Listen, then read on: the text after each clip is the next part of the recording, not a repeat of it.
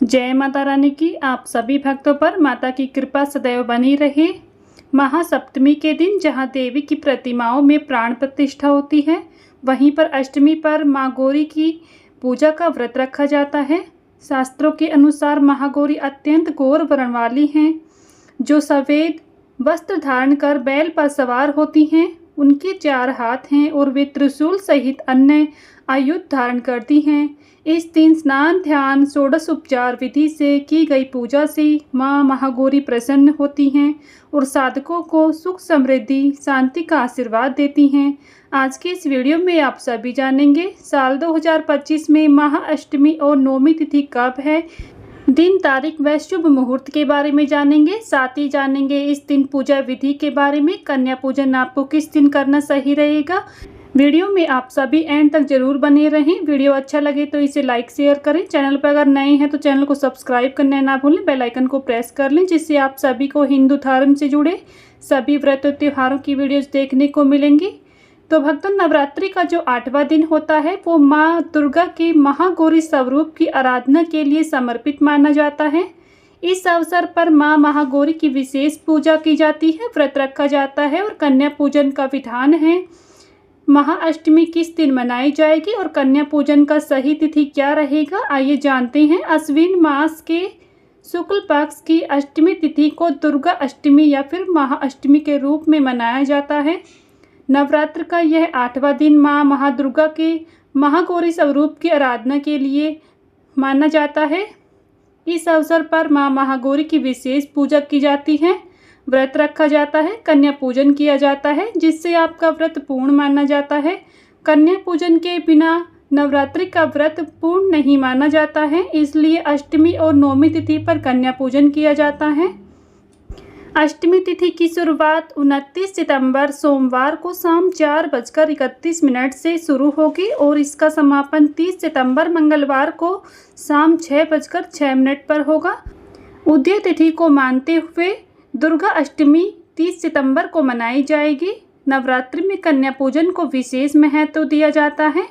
लोग सभी 9 दिनों में कन्याओं का पूजन कर सकते हैं, लेकिन अधिकांश लोग श्रद्धालु दुर्गा अष्टमी और महानवमी पर ही कन्या पूजन करते हैं। इस बार शारदीय नवरात्रि में कन्या पूजन 30 सितंबर और 1 अक्टूबर महानवमी पर किया जाएगा। इन दोनों ही दिन आप कन्या पूजन कर सकते हैं। ये दोनों ही दिन बहुत ही शुभ माने जाते हैं कन्या पूजन के लिए।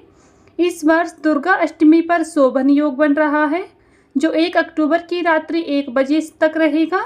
उसके बाद अतिगंड योग बन रहा है। शोभन योग को अत्यंत मंगलकारी माना जाता है, जिसमें पूजा पाठ और शुभ कार्य करना श्रेष्ठ होता है।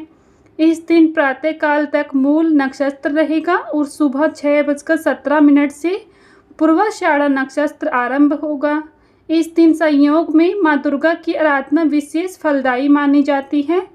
दुर्गा अष्टमी के दिन पूजन का जो शुभ मुहूर्त रहेगा वो ब्रह्म मुहूर्त प्रातःकाल 4:37 से 5:25 तक रहेगा। अभिजीत मुहूर्त रहेगा दोपहर 11:47 से 12:35 तक। निशिता मुहूर्त रहेगा रात्रि 11:47 से 12:35 तक रहेगा। महाअष्टमी और नौमी तिथि पर कन्या पूजन करने से आपका व्रत पूर्ण माना जाता है, आपको माँ दुर्गा का आशीर्वाद मिलता है। इसके लिए 7, 9 या फिर 11 कन्याओं को आमंत्रित किया जाता है और उन्हें भोजन कराया जाता है। साथ ही उन्हें कुछ न कुछ उपहार और दक्षिणा दी जाती है।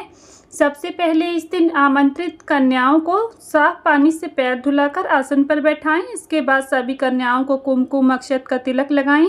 अब कन्याओं को माता की चुनरी ओढ़ाएं और भोजन परोसें। भोजन में शुद्ध सात्विक भोजन ही होना चाहिए। कन्याओं को आप हलवा, पूड़ी, चना भोग के रूप में अर्पित करें। आप घर आई कन्याओं को नारियल भी भेंट के रूप में दे सकती हैं। इस बात का विशेष ध्यान रखें कि कन्याओं को दिया जाने वाला भोजन एकदम से सात्विक होना चाहिए। आप कन्याओं को श्रृंगार का सामान जैसे चूड़ी, बिंदी, लाल रंग, पढ़ाई लिखाई से संबंधित जो भी सामान होते हैं वो आप दे सकती हैं। इसी के साथ आप कन्या पूजन के बाद कन्याओं को कुछ धन के रूप में दक्षिणा जरूर दें। इस सभी चीज़ों को देने से माता रानी प्रसन्न होती हैं और आपको कन्या पूजन का पूर्ण फल प्राप्त होता है। कभी भी कन्याओं को अपने घर से खाली हाथ नहीं भेजना चाहिए। घर से कन्याओं को विदा करने से पहले उनके पैर छुएं और उनका आशीर्वाद जरूर लें। माता रानी के जयकारे लगाते हुए सम्मानपूर्वक कन्याओं को घर से विदा करना चाहिए। कन्याओं को भोजन कराने के बाद और उन्हें विदा करने के बाद तुरंत से घर की साफ सफाई ना करें। उसके बाद आप शाम के समय घर की साफ सफाई करें। कन्याओं को आमंत्रित करने से पहले उनकी उम्र का विशेष ध्यान रखना चाहिए। 2 से 10 साल तक की कन्या होनी चाहिए और इनकी संख्या कम से कम 9 होनी चाहिए और एक बालक भी होना चाहिए, यानी कि लड़का होना चाहिए, जिसे हनुमान जी का रूप माना जाता है और पूजा में उन्हें भी बैठाया जाता है, भोजन कराया जाता है। इस प्रकार से अगर आप इस विधि से कन्या पूजन करते हैं तो आपको व्रत का विशेष लाभ प्राप्त होगा। माता रानी आपसे प्रसन्न होंगी। वीडियो अगर आपको अच्छा लगा है तो प्लीज़ वीडियो को लाइक शेयर करें। चैनल पर अगर नए हैं तो चैनल को सब्सक्राइब करना ना भूलें। बेल आइकन को प्रेस कर लें, जिससे आप सभी को हिंदू धर्म से जुड़े सभी व्रत और त्योहारों के वीडियोस देखने को मिलेंगे। मिलती हूँ नेक्स्ट वीडियो में, तब तक के लिए सभी को जय माता रानी की।